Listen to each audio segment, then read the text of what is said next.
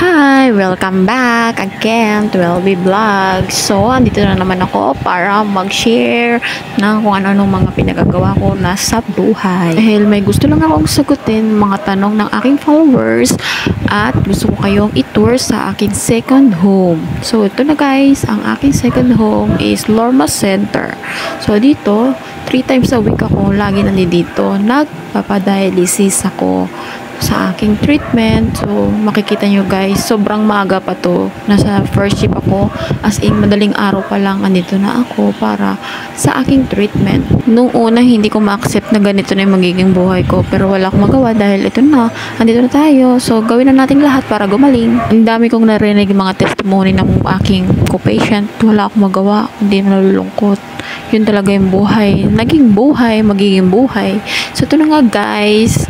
Ang pangalawa kong ginagawa sa buhay ko is nagla-live selling, nagpapa-order ako ng mga kung ano nung orders. Ayan, kakatapos ko lang mag-live at mag-post sa aking social media. So, ito na yung ginagawa ko guys. Nagpapa-order na lang ako ng mga gustong bumili ng beauty products, mga personal collection, ng panlaba, downy. Kaya kung napanood mo to, ay umorder ka na or magpa-order ka sa mga friends mo para matulungan mo rin ako makabenta, diba? Pares tayong makakatulong sa isa't isa, guys. So, balik tayo sa mga nagtanong sa aking followers kung ano daw ba ang ginagawa ko. Bakit tumigil daw ako sa pagbablog? Well, hindi naman ako tumigil. Kumbaga, hindi lang ako makafocus ngayon dahil sa dami-dami kong ginagawa. Plus, yung internet connection pa, hindi pa stable palagi.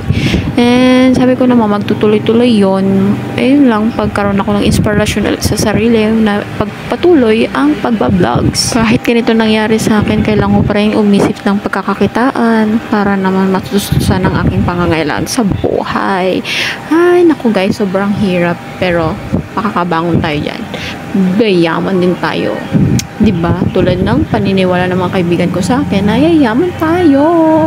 Tsaga-tsaga lang sa buhay guys. Tsaka ingatan nyo yung mga sarili ninyo. So, ito na yung mga thank you for watching. See you!